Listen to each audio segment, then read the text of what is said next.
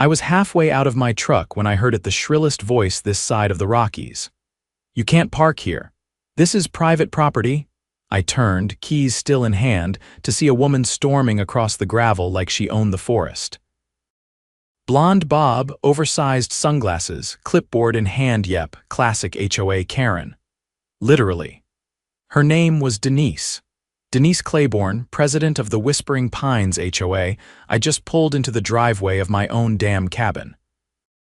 A place I'd bought 6 months ago, cash, after years of busting my back as a construction foreman. This wasn't some vacation rental. I came up here every other weekend to get away from the city noise and drink coffee in silence. It was mine, and I had the deed to prove it. Denise didn't care. She marched up to the front of my truck and jabbed her pen toward the ground like she was commanding troops. "You're violating HOA parking rules. Vehicles must be fully inside the garage or they get towed." I raised an eyebrow. "Garage? Lady, this is a log cabin." "There's no garage, just this gravel pad, same as every other place up here," she sniffed. "Then you're in violation of Section 4.2c. All vehicles must be parked in designated areas." "This is my designated area," I said. "I own the land." "Got the title in my glove box." Denise's lips pursed like she'd sucked a lemon. "You're new here. Clearly you don't understand how things work in Whispering Pines." I looked around. Nobody else was out, just me, my truck, the trees, and this walking migraine with a clipboard. "I understand perfectly," I said. "You're trying to scare me into doing what you say." She stepped closer, voice rising. "You think you're special, rules apply to everyone. I'll have this vehicle towed by morning if it's still here." I laughed, couldn't help it. "You're gonna tow a truck that's parked on private property, my property? Good luck with that." Her face went red. She pulled out her phone and started dialing. I walked right past her toward the cabin but paused halfway up the steps. "By the way," I said, "you do know I installed cameras last weekend, right? Got full view of the driveway, just in case someone tries anything unlawful." She froze. Her mouth opened for a second, then snapped shut. "Enjoy your clipboard, Denise." I stepped inside and shut the door behind me. Through the window, I watched her storm back down the driveway, heels crunching the gravel like angry firecrackers.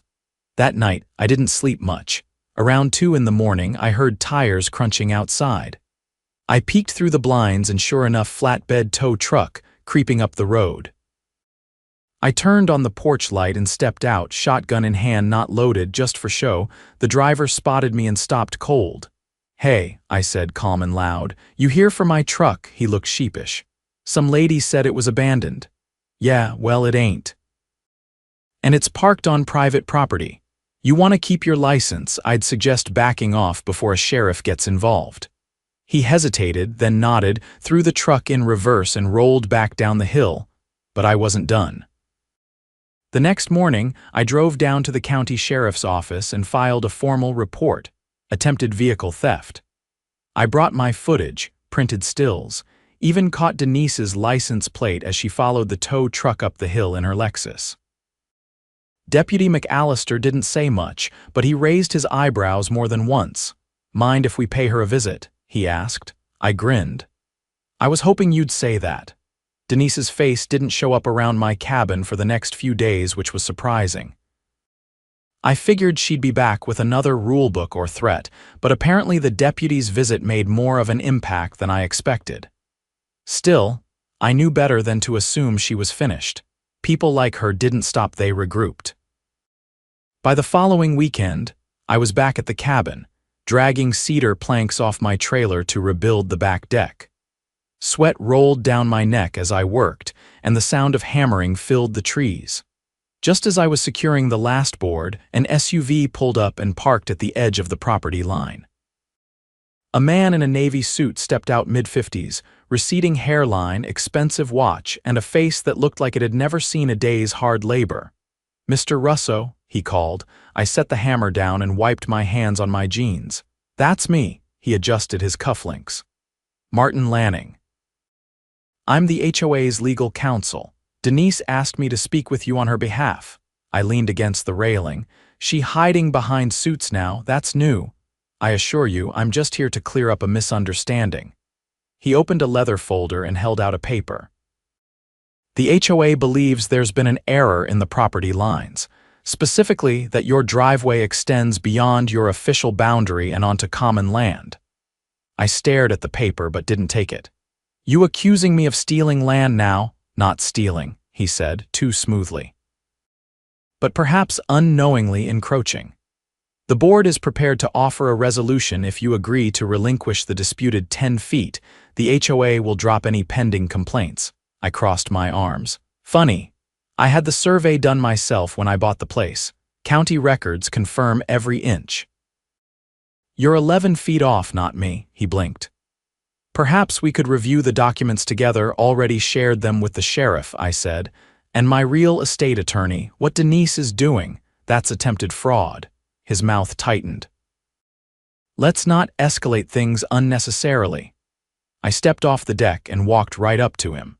You're standing on private property. I suggest you leave before I call the same deputy who paid Denise a visit last week. He closed the folder with a snap and turned without another word. That night, I drove into town for supplies, gas for the generator, some fresh eggs from the farm stand. When I came back, something felt off. The cabin looked the same, but the air was quiet in a way that made the back of my neck itch. I walked around the side and crouched by the crawlspace entrance. The padlock I'd installed last month was missing. In its place was a new lock, shiny, untouched, and definitely not mine. I didn't waste time. I called Deputy McAllister and explained what I found. He told me to stay put and arrived within 20 minutes, headlights cutting through the trees. He crouched beside me, flashlight scanning the lock. This isn't standard HOA procedure, he said, frowning. You give anyone permission to access down here? Nope. Only time I've been under there was to check the water lines in February. We pried the lock off with a crowbar from my truck. What we found inside made my stomach tighten. A small wireless camera had been mounted beneath the floorboards, aimed upward right toward the center of my living room. McAllister didn't say anything for a second, then he stood up slowly. Well, that just turned into a felony. We spent the next few hours combing the rest of the crawlspace and found 2 more devices, one pointed toward the water heater, another covering the breaker box. All looked brand new. All wired to a single battery hub with a SIM card uplink. Someone wanted eyes in here, McAllister said, and they didn't want you to know. By dawn, the sheriff's office had a forensics team bagging evidence. McAllister asked if I could identify who might have had access, and I didn't hesitate. Only folks who have been sniffing around lately are the HOA, Denise and her lawyer, he nodded. We'll run the serials. If these were purchased with a card, we'll find out whose. I stayed off the property the next 3 days, not because I was afraid, because I wanted them to think I was. Let them believe I'd backed off, that their stunt worked. Meanwhile, I drove to the county clerk's office and requested the original HOA charter and all amendments filed since its inception. Took the better part of a morning, but what I found was gold. In 1999, Whispering Pines HOA had filed a boundary adjustment to absorb a section of undeveloped forest into common land. Problem was, the county never approved the filing. The plat map still showed those lots as privately owned, unclaimed, and untaxed. Which meant any HOA control over that land was non-existent. Guess where my driveway sits? I sent copies of everything to McAllister and my attorney. Then I waited. On Friday, a marked cruiser rolled into the HOA office parking lot in town, a warrant in hand. I wasn't there, but the clerk texted me later, said Denise came out yelling about misunderstandings and political harassment before being told to sit down and stay quiet. Apparently, the cameras had been purchased with the HOA's corporate card and shipped directly to her address. The local paper ran the story 2 days later. HOA president under investigation for illegal surveillance. I returned to my cabin that weekend. No clipboard patrols, no legal threats, just the sound of birds, wind through the pines, and the crackle of firewood in the hearth. I didn't need to post any signs.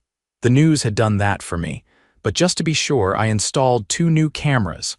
Not hidden big, obvious ones with blinking red LEDs. One pointed at the driveway, the other at the road. Let them know, I see you now. By the second week of June, the mountain air had traded its spring chill for dry heat, and the scent of sun-baked pine needles covered the trail like a quiet warning. I'd just returned from town with a box of electrical conduit and 2 bags of quick-set cement when my phone rang. Unknown number. I took the call anyway, Mr. Russo, the voice said. This is Assistant DA Valerie Grant, Jefferson County. We're opening a formal investigation into the Whispering Pines Homeowners Association. I understand you've recently submitted evidence related to illegal surveillance. I set the box down on the porch. That's right, I forwarded everything to Deputy McAllister, cameras, receipts, even the county plat discrepancy. We've reviewed the materials, she said. And we've launched a broader inquiry based on additional complaints. Your case may be part of something larger. How much larger? Potential fraud, misuse of HOA funds, and unauthorized boundary enforcement, she said. We'd like to speak with you in person this week. By Thursday afternoon, I was sitting in a quiet office downtown while Valerie, sharp-eyed, mid-30s, wore a badge on her belt like she meant it flipped through a manila folder.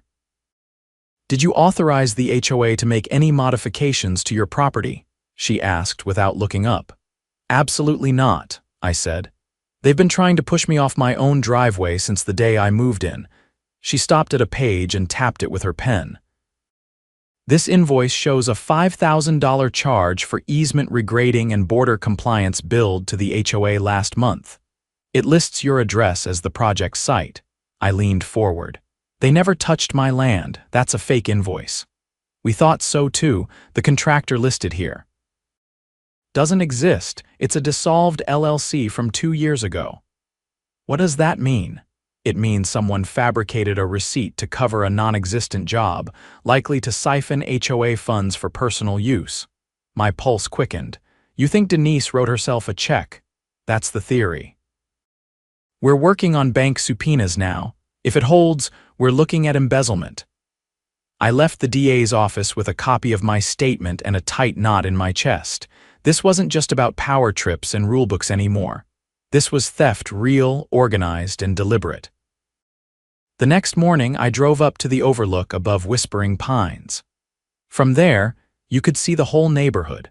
Clusters of cabins tucked between trees, winding gravel roads, and the HOA office, a windowless prefab structure near the entrance gate. There were 2 county vehicles parked out front.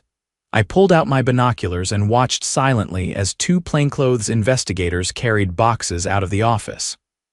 A uniformed deputy stood by the door, arms crossed down below. Denise appeared. She burst from the office, red-faced, waving papers in one hand and pointing furiously at the officials like they were trespassers on her personal kingdom. The deputy intercepted her and calmly guided her back inside. I didn't bother going down. I'd seen enough. Back at the cabin, I focused on finishing the new concrete footing for the shed. Working with my hands always helped me think. While I poured the mix and leveled the brackets, I couldn't get one thing out of my mind. That fake invoice hadn't been random. It had been specific. My address. My property, which meant they weren't just trying to push me out, they had a plan. That night, I pulled out the original development maps I'd archived when I bought the place. I laid them out on the kitchen table, side by side with the amended boundary maps Denise had tried to shove down my throat 2 weeks ago. The difference was subtle enough to slip past most people, but not me. There, in faint red ink, was a proposed utility corridor that cut across 6 lots, including mine. It was labeled as Future Easement Phase Roman II Expansion. I stared at it. There was no Phase Roman II. The HOA didn't have the authority to add new homes, and the land was zoned for single residential use only. But if they could harass a few owners into giving up their property's file some backdated easements, fudge a few records, they could try to consolidate the plots into a shared use zone. And sell it off. I drove into town the following day and met with a land use attorney named Glenn Vega. Retired city councilman, sharp as a nail, and known across the county for chewing up shady developers like sunflower seeds. Glenn studied the maps in silence for a long time. Then he looked up and said, "They're trying to create a pseudo-condo development. That's why they want your land. You're the last piece in the puzzle." "Is that legal?" "Only if they own all the parcels, which they don't, and falsifying easements." "That's real jail time. Can we stop it?" "Not only that," he said, "we can burn the whole operation down." Over the next week, Glenn and I compiled everything: the forged invoices, the illegal surveillance, the unapproved boundary adjustments, and now the altered development plans.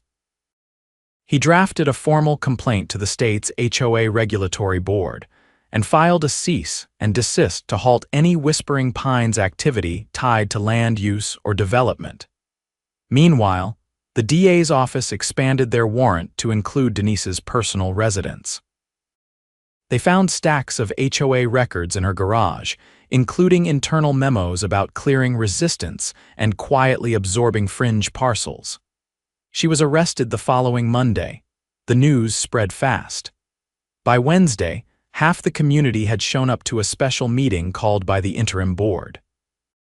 Denise's supporters, those who'd barked about neighborhood standards and property values, at every meeting suddenly vanished like fog in sunlight.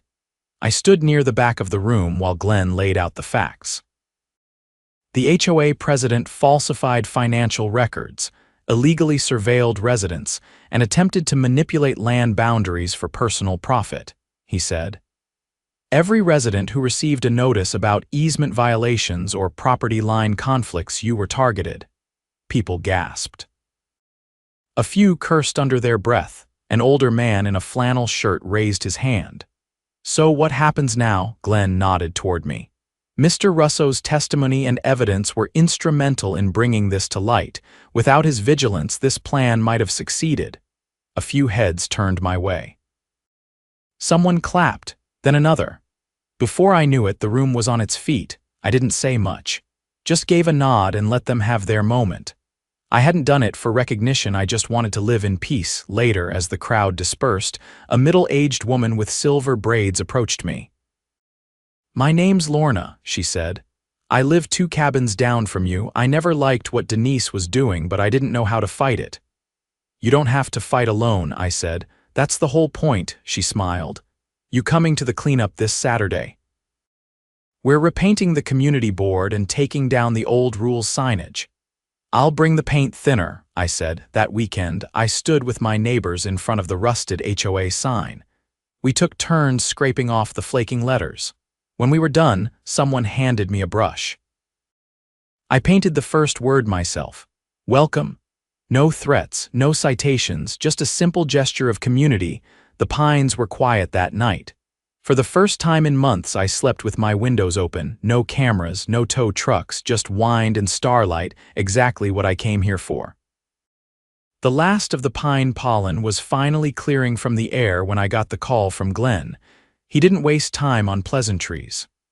"They unsealed the audit reports this morning," he said. "You might want to come by." By then, the interim board had taken over the HOA office, and the place felt more like a local library than a war room. The blinds were open. Coffee brewed quietly in the corner. People actually spoke to each other like neighbors. But when Glenn spread the county audit across the table, the room fell silent. "They tracked over $70,000 in misappropriated funds," he said, running his finger along a column. "Payments to shell contractors. Phantom landscaping jobs. Equipment rentals that never existed." He turned the page. "And here, this is where it gets ugly. These receipts show charges to residents for maintenance fees that were never deposited into the HOA account. They were rerouted to a private bank in Denver." A woman across the table leaned back in her chair. "I paid that fee every quarter for 5 years. You and a dozen others," Glenn said. "All of it's being wrapped into the criminal case. The DA is adding felony theft and money laundering." I stared at the documents and let the weight of it sink in. We'd known Denise was crooked, but this was deeper than anyone imagined. She hadn't just bullied people, she'd siphoned off their trust, their money, and their peace of mind. "Where's the rest of the board from before?" I asked. Two resigned the day after the search warrant, the treasurer's under investigation, the secretary's claiming she didn't know anything, but Glenn tapped a highlighted section. Her signature approved 3 of the fake payments. I nodded slowly. "What about restitution?" Glenn's brow furrowed. "That'll take time. The county's freezing assets now. Best case, the stolen funds get liquidated and returned. Worst case, victims will have to pursue civil claims." The room stayed quiet after that. Sometimes justice didn't come clean and neat, it came in fragments, layered between court filings and forensic accounting. But it was coming. Outside, a breeze rustled the branches, and for the first time since I bought the cabin, I felt something close to closure. Later that week, I got a knock at my door while I was installing the new solar inverter. A man stood on the steps, mid-40s, denim work shirt, worn boots, and a nervous energy in his shoulders. "Name's Doug," he said. "I'm on lot 39. I heard about what you did. Wanted to say thanks." I wiped my hands on a towel and nodded. "We all had a piece in it." He hesitated, then stepped closer. "You ever think about running? For the board, I mean," I nearly laughed. "I'm not exactly the rules and bylaws type." "Maybe that's why you should. We need someone who'll keep folks honest." I didn't answer right away. Honestly, I hadn't thought about it. I'd come to Whispering Pines to be left alone, not to run meetings or chase budgets. But the truth was, things had changed. People were talking over fences now. Neighbors who used to stare at the ground when they passed each other were sharing garden tools and weekend plans. The fear was gone. In its place was something else: ownership. "I'll think about it," I said. Doug nodded. "That's all I was hoping." He turned to leave, then paused. "Oh, one more thing. You know that old trail behind the north lots, the one Denise said was restricted?" "Yeah, I walked it last fall. Beautiful stretch. Turns out it's county land, public access, always has been. She just posted fake signs to keep people off her back porch." I stared. "So she was fencing off land that didn't belong to her?" Doug grinned. "That's what the county surveyor said. They pulled the signs yesterday. Whole trail's open now." After he left, I grabbed my boots, locked up the cabin, and took the north trail. It curved around the ridge, shaded by ponderosas, and opened onto a clearing with a view that made you forget how to speak. Snow capped peaks in the distance. Hawks drifting in lazy circles overhead. I sat on a log and listened to the wind. For the first time in months, the only sound was nature. No engines, no arguments, no clipboards. The next week, the county courthouse held Denise's arraignment. I didn't attend, but I followed the coverage. Her lawyer tried to paint her as overwhelmed and misguided, but the DA wasn't buying it. The judge denied bail on the grounds of flight risk and tampering with evidence. She was led away in cuffs, head down, lips pressed tight. The same day, the Whispering Pines board posted its first open meeting notice without threats or jargon, just an invitation. Community discussion on future projects, all residents welcome. I stood in the back of the lodge while they debated trail maintenance and snowplow contracts. No shouting, no glares, just people trying to live together without stepping on each other's necks. At one point, someone called for nominations to fill the 2 vacant seats. I raised my hand before I realized I had. The vote wasn't even close. I didn't do it for power. I did it because I'd seen what happened when no one watched the watchers. And if being on that board meant I could make sure this kind of thing never happened again, then that was worth the headaches. That night, as I locked the gate at the base of my driveway, I caught movement near the edge of the property. A familiar Lexus sat parked half-hidden in the trees. Engine off, no lights. I walked toward it slowly, boots crunching dry needles. The window slid down a few inches. Inside sat Denise's husband, Harold, the quiet one. He didn't look at me, just stared straight ahead. "She left a lot of damage behind," he said. "She stole from her neighbors," I replied. "That's not damage, that's betrayal," he nodded once. I didn't know about the money, the cameras, any of it. You didn't ask. He reached into the glove box and pulled out a manila envelope. The last of the HOA's bank statements. She kept these hidden. I found them after they arrested her. I took it, opened the flap, and saw rows of deposits and withdrawals that hadn't shown up in the audit. More fake vendors, more names. One of them rang a bell. Glenrock Partners, a development firm that had tried to buy out Mountain Land last year. She was brokering a sale, I said, trying to flip the neighborhood. Looks that way. I closed the envelope. You should turn this in. I'm not the type people listen to. Well, I said, backing away, maybe it's time you learned how. He didn't answer. Just rolled up the window and drove off slowly, tires whispering over gravel. I handed the envelope to the DA the next morning. It contained everything they needed to link Denise to a wider scheme. Land speculation, zoning fraud, and a quiet attempt to convert residential property into commercial holdings without anyone noticing. They filed new charges by the end of the week. The last board member, still clinging to a seat, resigned after that. The new board passed a transparency resolution requiring all financial decisions be posted online within 72 hours, along with scanned receipts and vendor names. We also banned any third-party surveillance equipment in the neighborhood and installed a locked bulletin board at the trailhead to post community notices, not threats. At the next meeting, I proposed a motion to remove the HOA's power over individual property aesthetics. No more fencing approvals, mailbox color mandates, or fines for plant height. The motion carried unanimously. Afterward, Lorna approached me with a paper cup of cider and a tired smile. I thought I'd have to move, she said. I didn't think we'd win. Neither did I admitted. But sometimes all it takes is one loud scream to wake everyone up. She raised her cup. To the scream, I tapped mine against hers. And the freeze that followed. The wind stirred through the lodge again, but this time it carried laughter, real laughter, the kind that sticks around.